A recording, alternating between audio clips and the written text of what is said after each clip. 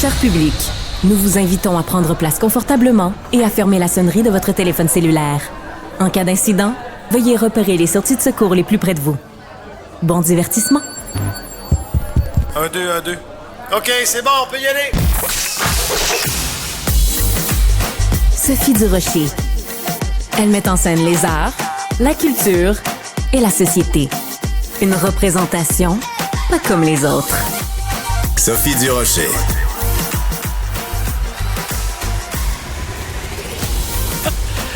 Bonjour tout le monde, j'espère que vous allez bien. Cybèle Olivier est comme en train de faire le ménage. Elle est parfaite, Cybèle Olivier, hein, je dois vous le dire. Elle est avec moi depuis qu'on est revenu en ondes, depuis le 6 janvier. Et là, tu replaçais les chaises en studio, c'est important, c'est vrai, parce qu'on fait pas juste de la radio, on fait aussi de la télé.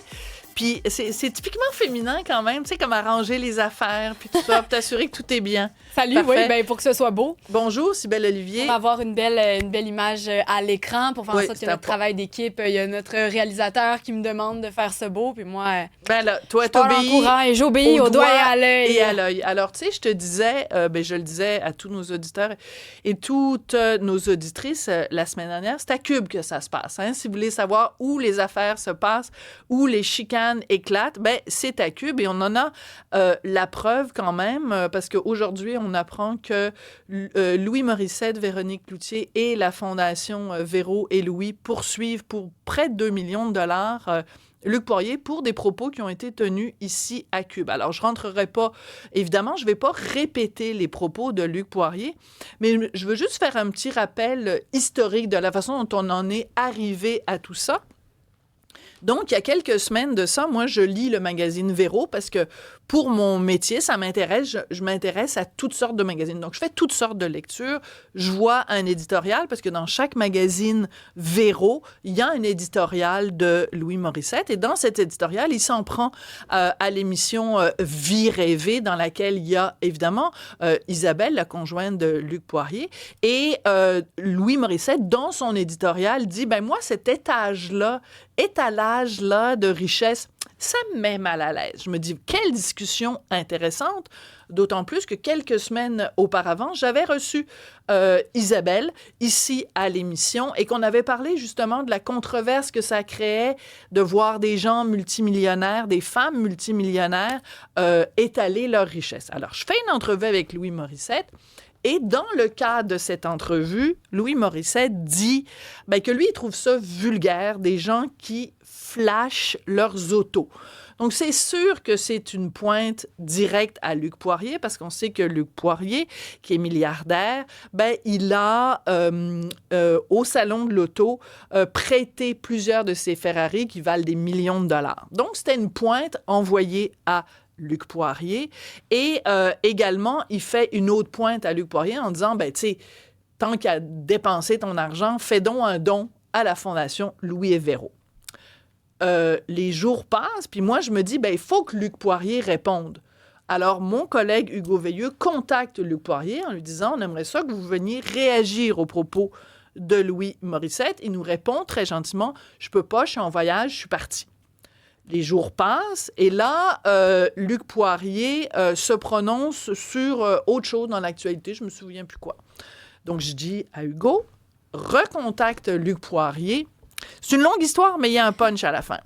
Recontacte Luc Poirier parce qu'on va pouvoir lui parler de ça.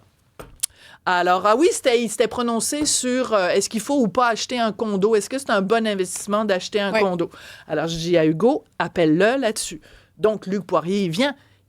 Luc Poirier, il sait que quelques jours auparavant, on lui a demandé de répondre aux propos de Louis Morissette.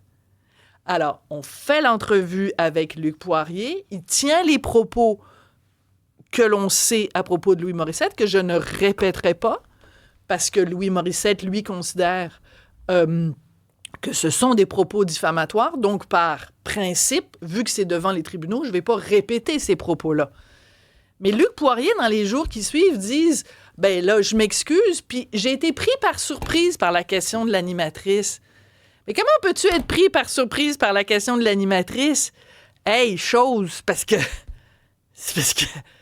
Tu savais qu'on allait te faire réagir aux propos de Louis Morissette. Tu savais très bien ce que Louis Morissette avait dit à ton sujet. Tu savais très bien que Louis Morissette allait te demander, t'avait demandé publiquement devant des dizaines de milliers de gens, est-ce que tu vas investir dans la fondation Véro et Louis? C'est sûr que je vais te poser la question. Puis là, il dit, c'était pas ça le sujet initial de l'entrevue. Il a écrit ça sur sa page Facebook, Luc Poirier. C'était pas ça le sujet initial de l'entrevue. C'est pas vraiment vrai. Parce que la première fois qu'on l'a appelé pour venir à l'émission, c'était pour réagir aux propos de Louis Morissette. Fait qu'il y a beaucoup de wishy-washy autour de tout ça. Et moi, ma conclusion, ma belle Cybèle, vu qu'on apprend aujourd'hui que donc Louis Morissette poursuit Luc Poirier, c'est que je trouve qu'il y a beaucoup de guerre d'ego là-dedans. Louis Morissette, il s'en prend à Luc Poirier et avec des mots quand même assez durs, en disant « je trouve ça vulgaire » et tout ça. Après, il y a comme une surenchère. Tu sais, c'est comme, bon, toi, tu m'as attaqué, moi, je vais t'attaquer, puis vu que tu m'as attaqué jusque-là, moi, je vais aller plus loin. Je pense que c'est ça qui s'est passé. Je pense que, évidemment, ça va être aux tribunaux de décider si les propos sont diffamatoires ou pas. Je me prononce pas là-dessus. Mais je pense que dans une guerre d'ego, ton ego te fait dire des choses que tu n'aurais jamais dû dire. Et si quelqu'un se sent attaqué, au lieu de fermer sa bouche, au lieu de répondre calmement, là, il y a une surenchère. Et moi, quand je vois ça, je me dis, c'est un petit peu comme des garçons dans la cour d'école qui décident de baisser leurs culottes, puis il neige, c'est l'hiver, puis c'est qui va pisser le plus loin. Puis je pense que c'est ça qui s'est passé. Alors, voilà. 14h09, c'était mon opinion sur la situation.